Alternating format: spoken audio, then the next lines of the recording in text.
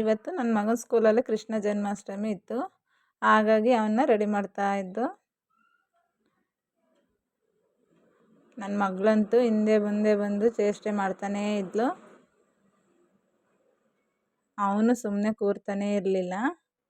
ನೋಡಿ, ಸುಮ್ಮನೆ ಕೂರ್ತಾನೇ ಇಲ್ಲ ಅವನು. ಹಾಗಾದರೂ ನಾವು ಕಷ್ಟಪಟ್ಟು ರೆಡಿ ಮಾಡ್ತಾಯಿದ್ದು. ಅಷ್ಟರೊಳಗೆ ಪಲ್ಲವಿ ಬಂದಳು. ಅವಳು ರೆಡಿ ಮಾಡೋಕ್ಕೆ ಸ್ಟಾರ್ಟ್ ಮಾಡಿದ್ಲು. ನೋಡಿ, ಅವನು ಹಣೆಗೆ ಇಟ್ಟಿಸ್ಕೊಳ್ಳೋಕ್ಕೆಲ್ಲ ಸುಮ್ಮನೆ ಕೂರ್ತಾನೆ ಇರಲಿಲ್ಲ. ಆದರೂ ಕೂಡ ಅವಳು ಹೊಡೆದು ಸುಮ್ಮನೆ ಕೂರಿಸ್ಕೊಂಡು ಇಡ್ತಾಯಿದ್ಲು.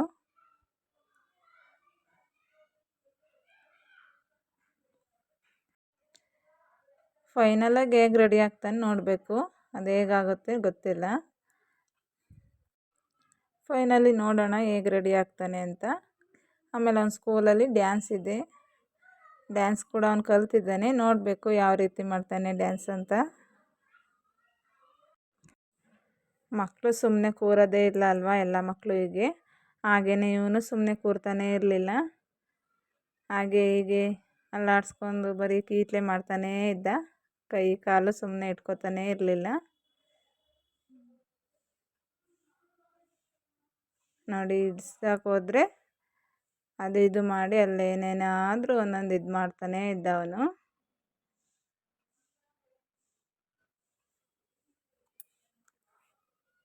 ಓಕೆ, ಇವಾಗ ಪೇಸ್ಟ್ ರೆಡಿ ಆಯಿತು ಒಂದು. ಇದೆಲ್ಲ ಐಟಮ್ಗಳು ನಾನು ಇವಾಗ ತಂದಿದ್ದಲ್ಲ. ಫಸ್ಟೇ ಒಂದು ಚಿಕ್ಕದ್ರಲ್ಲಿದ್ದಾಗಲೇ ನಾನು ಕೃಷ್ಣನಾಗಿ ರೆಡಿ ಮಾಡಬೇಕಾದ್ರೆ ತಗೊಂಡು ಇಟ್ಕೊಂಡಿದ್ದೆ. ಅದೇ ಇತ್ತು. ಇವಾಗ ಅದನ್ನೇ ಹಾಕ್ಬಿಟ್ಟು ರೆಡಿ ಮಾಡ್ತಾ ಇದ್ದೀವಿ.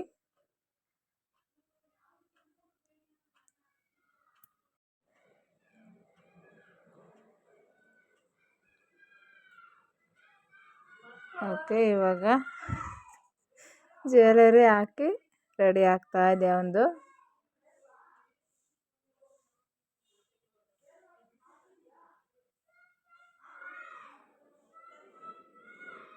ನೋಡಿ, ಈ ರೀತಿ ರೆಡಿ ಮಾಡ್ತಾ ಇದ್ವಿ. ಹಂಗೆ ಕಷ್ಟಪಟ್ಟು ರೆಡಿ ಮಾಡ್ತಾ ಇದ್ವಿ.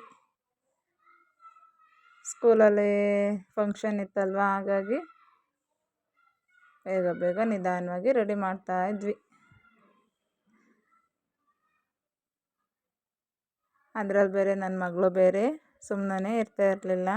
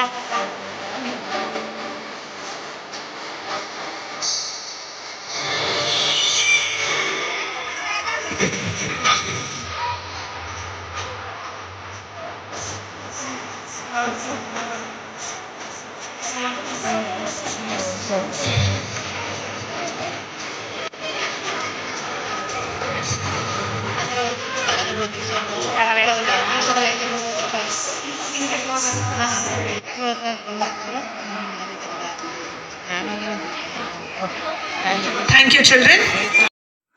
ಫಂಕ್ಷನ್ ಮುಗಿಸ್ಕೊಂಡು ಮನೆಗೆ ಬಂದು ನೆಕ್ಸ್ಟ್ ಬಟ್ಟೆ ಎಲ್ಲ ಚೇಂಜ್ ಮಾಡಿ ಹೊರಗಡೆ ಆಟ ಆಡ್ತಾಯಿದ್ದೆ ಸೈಕಲಲ್ಲಿ. ಅದ್ರ ಜೊತೆ ಪಲಾವ್ ಹಿಂದೆ ಕೂತ್ಕೊಂಡು ಆಟ ಆಡ್ತಾಯಿದ್ಲು.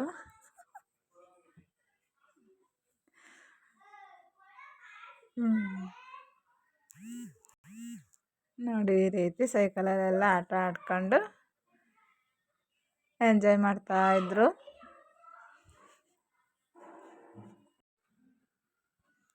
ಇವರು ಆಟ ಆಡ್ತಾಯಿದ್ರು. ಅಷ್ಟರೊಳಗೆ ನಾನು ಕಾಫಿ ಮಾಡಿ ಸ್ನ್ಯಾಕ್ಸ್ ರೆಡಿ ಮಾಡೋಣ ಅಂತ ಹೋಗಿದೆ.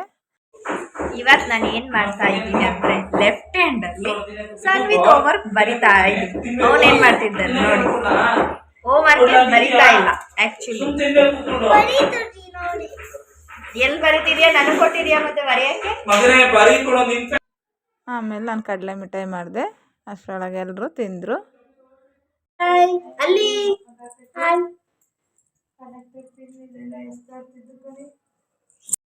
ಯೂಟ್ಯೂಬ್ಗಂತ ಕುಕ್ ಮಾಡ್ತಾ ಇದ್ದೆ. ಅದರಲ್ಲಿ ನನ್ನ ಮಗಳು ಇಸ್ಕೊಂಡು ಟೇಸ್ಟ್ ನೋಡ್ತಾ ಇದ್ಲು. ಓಕೆ, ಇವತ್ತಿನ ಲಾಗ್ ಇಷ್ಟೇ. Thank you.